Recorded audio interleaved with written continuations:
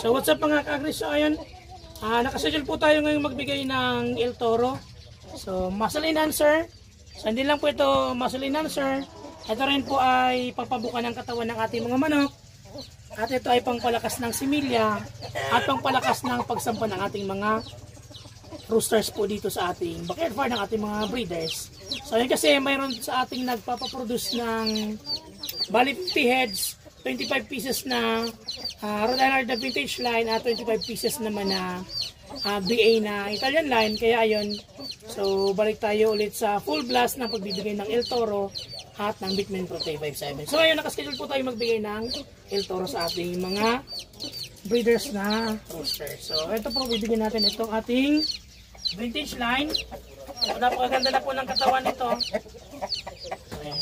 Rhode Island Red na vintage line, Jack Ross Athena line from Bike New One. So ayun, tapos na po itong maglugon. Ayun, pagkatapos yung maglugon, mas gumanda yung build ng katawan, yung balahibo, at mas lalo po siyang lumaki. So ayun, bigyan natin ng El Toro para mas malakas ang performance sa breeding at sa pagsampa sa ating mga pang hens. So nakagrill natin isang Black Royal Italian line. So ito po yung galing kay Sir Draco Farm, kay Sir Jeff. So Draco Farm, so ito napakalaki rin. So parang kasing laki to ni Dumbo. So, napakaganda rin ng kulay. So ito kinokondisyon natin kasi isasalang din natin. So gagamitin po natin itong pang-alternate natin kay Dumbo. So 10 days siya si Dumbo nakasalang. Then pag in-alternate natin ito, so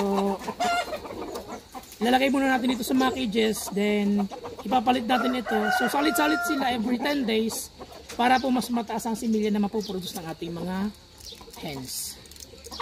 So ayan, sa part of pag-condition po, bigay tayo ng El Toro.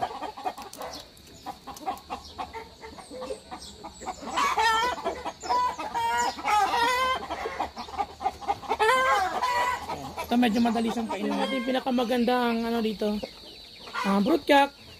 So actually ito ay nakapahinga. So ilang araw na po itong naka-separate.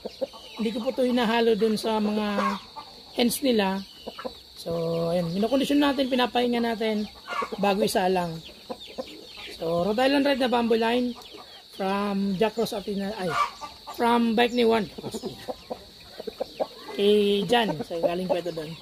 Napakaganda ng tail, ng kulay, at syempre ng palong. So, ang kondisyonin natin, bigay tayo ng syempre ng ating El Toro muscle enhancer.